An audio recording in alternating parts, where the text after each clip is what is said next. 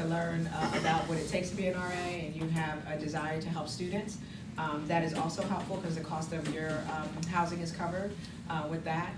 Scholarships.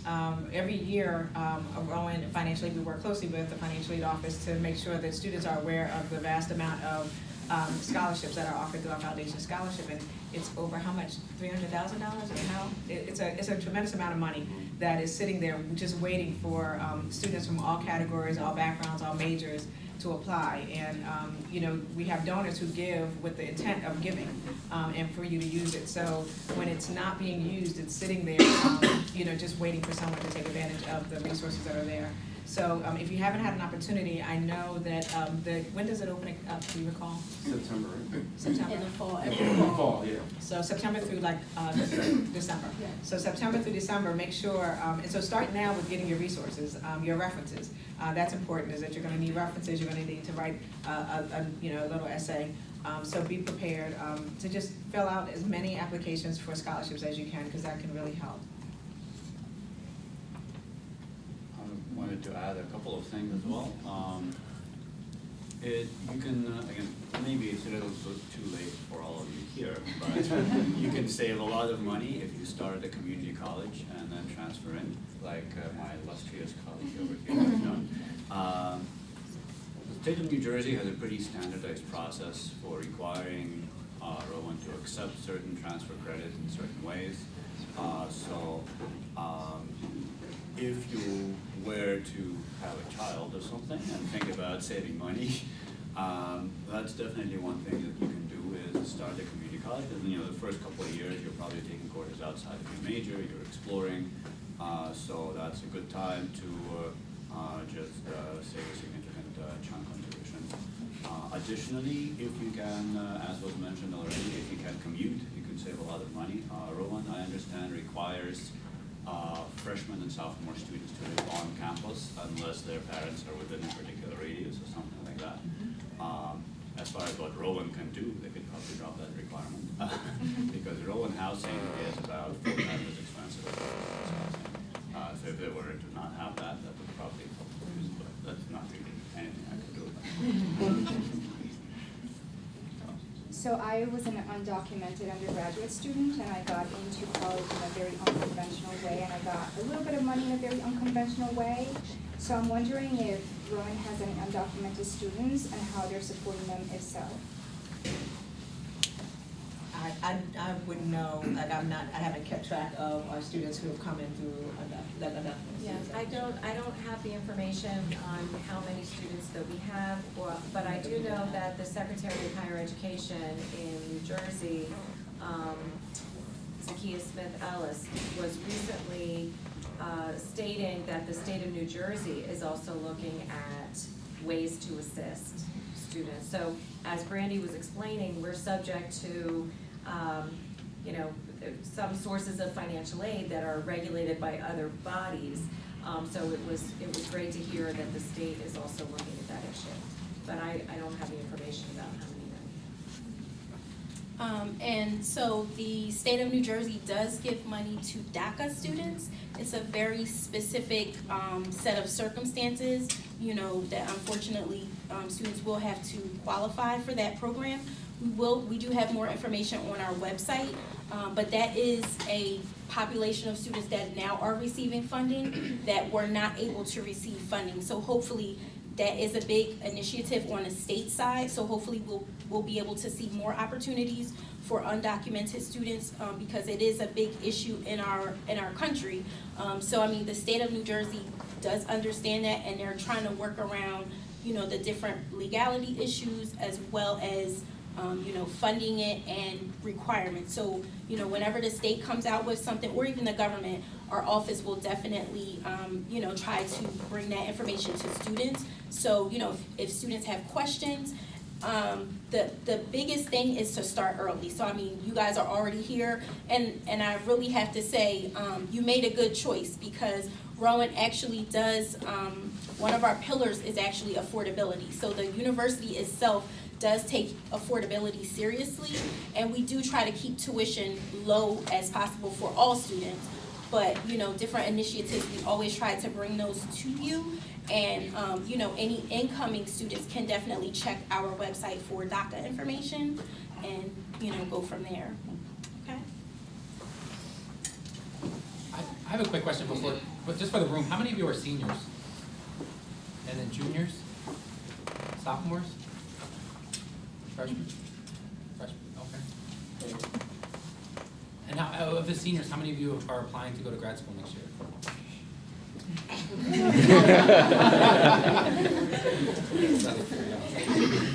You had a question? I just wanted to ask, I know we were just discussing scholarships, but I wanted to know what kind of scholarships, because I know there's like a bunch of variety of different topics and qualifications. So I just wanted to ask what kind of scholarships is Rowan offering students? Yeah, I'm about to say, if you say these are financial aid, be a specific question. Okay, so again, the bulk of our scholarships will be for incoming freshmen, transfer students, but Rowan does offer scholarships to continuing students, such as yourself that are here now. Again, these are going to be the Rowan Foundation scholarships, and information, you can definitely check our website, but that scholarship process does open up every fall. So, you know, you will have to check the website, and in the fall, you'll be able to log into our scholarship database. All students will create like a registration, and then you log in, and last year there were over maybe 214 individual scholarships, so they all range in amount, the criteria that the specific donor is looking for.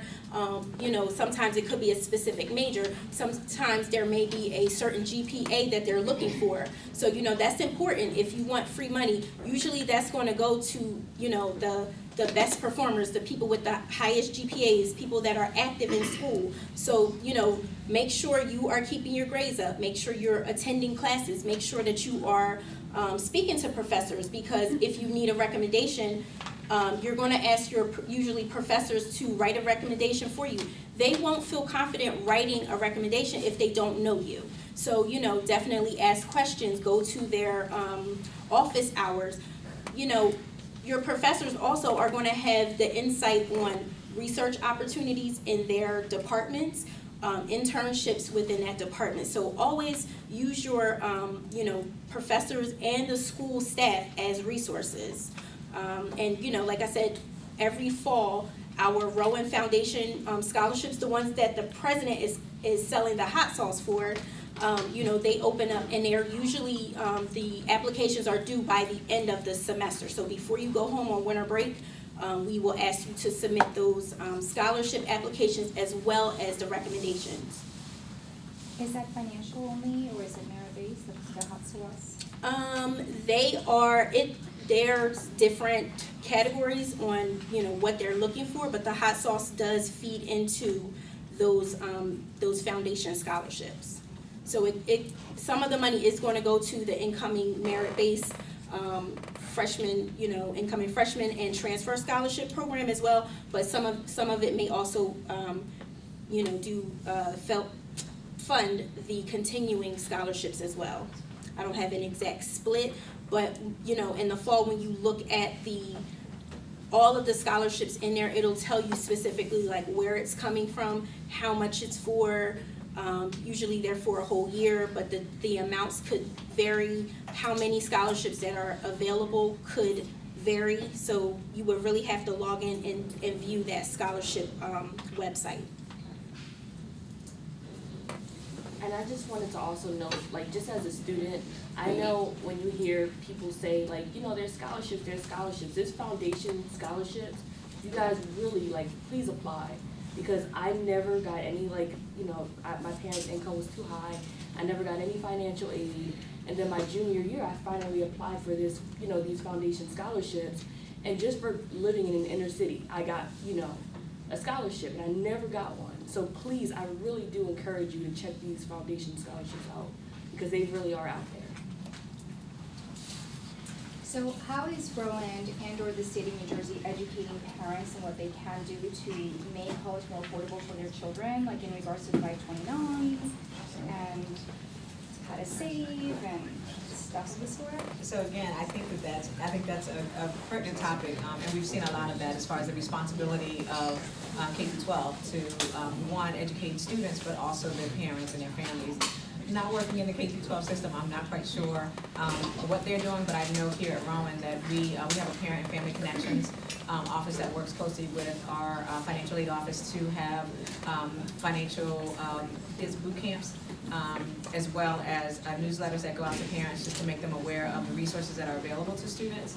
I know for our CHAMP program that we have at the Camden campus, we work closely to parents, making sure that they're aware of the financial aid obligations as well as the cost of higher ed, but also the options that are available for students who participate in that program. And that's a program that works with students from grades 6 through 12 in the Camden City area. So, and they work with students as well as their parents and guidance counselors in the schools. So, so as a university, again, our Parent and Family Connections office, our financial aid office, as well as specifically I know about the EOF office who, during the summer program, they have parent workshops where parents can come in on the weekend to learn about financial aid, the cost of education, because again, it's all new, being first generation students and the parents of them, to make sure that they even understand that parking cost and books cost and just the things that you don't necessarily think about, the expenses on top of tuition. I want to say hidden costs. It's hidden if you're just not familiar with navigating through Banner and through all the language of higher ed and the cost. So those are the only resources I'm aware of. But which parents are targeted, for instance, the summer workshops for the parents? So those are specifically those parents of the students who come through the Ascend summer program. So these are students who come through EOF, and these are students who are financially eligible for state aid and federal aid, as well as a program called RISE, which is for students who, again, it's a scholarship program for students who academically could use additional support, but are eligible to be a Rowan student.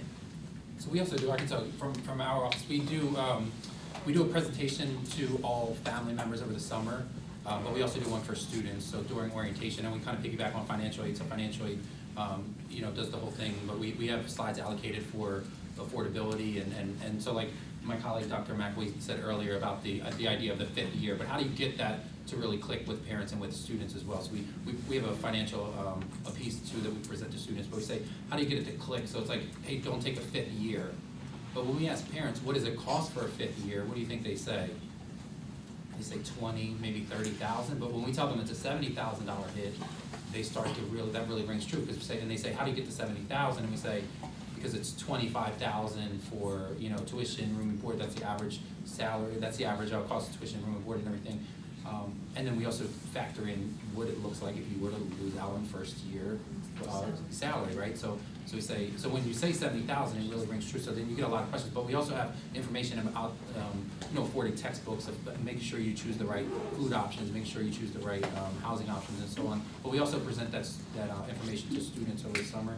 And we have it embedded in our first year seminar courses and our Rowan 101 courses, where there's a financial literacy component embedded in those courses, where we're trying to just bring awareness, bring awareness to everything from applying to scholarships to make sure that they complete their FAFSA, to all those kind of issues that are really, really important. Plus, there's the whole piece about making sure that they complete their degree in a timely fashion, and then how can you save along the way? Can you take a class at a community college? Can you take 2 classes at, and so on? So it's just trying to bring awareness to make sure that students are aware of the different resources and different things that we have going on campus. And a lot of that, like I said, is highlighted in the back. And then again, from the financial aid office, we do obviously meet with students and parents, incoming students, so we are speaking to them in high school. But typically, by the time you speak to my office, you're on your way to college. So really, the conversations have to start happening earlier at home, just amongst students and their parents, because you'll be very surprised. We sit down with a lot of students thinking about, how are you going to pay for college? And this is a conversation that the family has never had. So we, definitely are trying to raise awareness at the high school level, because in senior year, it really doesn't help me to say, get your GPA as high as possible. That's something that has to be drilled in starting in middle school, before students even get to high school, and just keeping in touch with their high school guidance counselor. But parents, we tell them to check with their HR departments at their jobs. Sometimes there are dependent scholarships available. And students, when you graduate, you should, look into a position that may offer, student loan repayment. That's something that a lot of employers are offering now. But, you also have to take some type of responsibility for your education, and that's going to include choosing a school that is affordable. And I don't hear that being said, especially from the financial aid office. You have to go where you can afford to go. And that might not sound fun or pretty, but it has to be true, because you can go to any school, but can you afford that school? And if the government only offers a limited amount of financial aid, where do you think the rest of that bill comes from? So, families have to have a real conversation on what is affordable, and sometimes that means the student does not stay in the dorms. Sometimes that means they will have to stay home. Sometimes that means they can go to a community college, but Rowan does have those community college extension programs that help, ease students into the 4-year degree after completing 2 years and, saving all of that money. So, we definitely like to work with high schools. But our students here on campus are our main focus, but I know the state of New Jersey is getting more invested in providing K through 12 financial literacy to help parents and students plan out education. And I just wanted to share that I don't know if Rowan participates in the National Student Exchange Program, but my undergraduate institution, because I was undocumented, I was able to spend a year at UMass Amherst as an in-state tuition, undocumented student, and a year at NYU, and a semester at Smith College, and a semester at Amherst College. And my degree was still from my undergraduate institution, but all of that was in-state tuition. And that was like, I couldn't have afforded that. Never mind the fact that I was undocumented, but I could never have afforded any of those universities or private institutions. Mm-hmm. So, those are going to be partnerships with the state, specific universities. I'm not aware if, those things are in the works, but I do know there's a serious push to help undocumented students, and, what are we going to do? So that's not a question that my office can answer, but and that was just for anyone. It wasn't just, that was just open to anyone. But like I said before, there's a lot of regulation with financial aid, and with working with the other schools, there are things called consortium agreements that they can work on. That it's kind of at the academic level, there has to be agreement of the programs, and then the students can because that was pretty much it. Right. It was a consortium agreement. Yeah, it's a consortium agreement. So if the schools are connected if Rowan's connected with different schools, then that can be done as long as all the I's are dotted and the T's are crossed for regulatory purposes. And then you would be still billed as like a Rowan student. Like for instance, we have students who study abroad, and they granted that they're just a little more cost because there's different expenses with these programs, but they still get their aid package like they would a normal student. So there's a similar program, but I understand what you're saying. Oh, yeah. So like let's fast forward to 6 months, and I get my first bill, I guess. I don't know how it's gonna work. Is there someone I can talk to personalize that bill, like because of my income? Like what if I'm still like a bartender and I don't have a salary paying job? Like how are they gonna base that off my income? I definitely would recommend all the students who are going into their repayment, you can contact your servicers and they'll be notifying you. Okay. They're coming. So, they will be notifying you. But the good thing about the federal student loans, that's the one I can speak about, is that they do have different payment options. That's where we recommend students while they're in college, use your federal student loans first before you decide to borrow a private loan or something like that, because they have income-based repayment. They have deferment or forbearance options. Let's say you're not making a lot of money and you can't afford that payment. But they have those options, but communicate with the servicer of that loan. The lender is the government.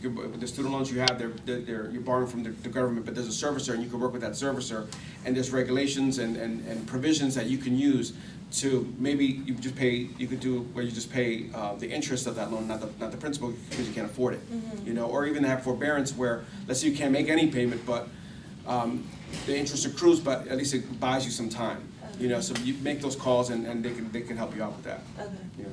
And we do have handouts, back there. There is a sheet that shows the specific, graduating repayment options, so the government does offer a lot. So just remember, your loan servicer is your friend. Don't run away from that phone call like you want to talk to them, because they're gonna say, okay, you're not working right now, or, you know, maybe you lost your job. Okay, here's your loan repayment options. Sometimes they can maybe put you on a payment plan where, you know, your payments will be lower. Sometimes you might not have to make a payment at that time, but unless you reach out to them, you will never know. And the one thing you don't wanna do is let your loans fall into default, because that's going to start to affect your credit. So I don't wanna scare anybody, but you just wanna do, you know, personal, you know, maybe take the personal finance class, but also just learn things about, you know, personal finance, like, you know, credit, budgeting. We do offer workshops throughout the year. Also, we have information on our website as well, but you want to try to, you know, keep your loans in a good standing, because if you've been borrowing loans for 4 years or 5 years, however long, that is actually help jumpstart your credit profile. So it's up to you to keep that credit in a good rating, you know, once you leave school, and that's going to be keep those loans out of default. So always keep in touch with your loan servicer, and before you leave school, before you graduate, make sure you complete the exit counseling. I will send you an email. I send out those emails anytime you drop, you know, below one class. You'll get an email from me saying, hey, we see you're, you know, lower than halftime. Please complete the exit. That's letting you know something's different, and in 6 months your loans are going to go into repayment. So either you better register, get back in school, do something, but, you know, if you have questions, reach out to us, reach out to your loan servicer, talk to somebody, because there's people to help. You just can't run away from it. Yeah.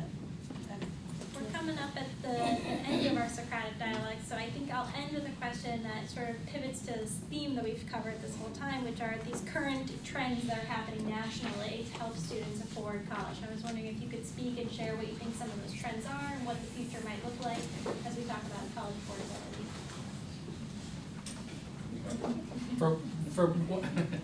I think one of the big trends, so we talked about this idea of completing on time. One of the big trends is this 15 to finish movement, which is again bringing awareness of the fact that if you're not taking 15 credits each semester, you're not on pace to graduate in a timely fashion. So trying to change the mindset and the perspective of students here on campus, and trying to utilize that 15 to finish model here on campus. If it's 12, 12, and 6, however, whatever works for your own particular situation, is something that we're doing. There's a huge push for free and open materials, course materials. So we've tried to tap into that. OpenStax, there's a few out there that really are trying to open up their resources to everyone on campus, to everyone in college. So we have really tried to tap into that. That's the textbook alternative program that I touched on earlier. We've done that in several of the courses that come out of the Student Success Division, and one of those is that first year Rowan 101 College Success course, where we were asking students to purchase a $50 textbook.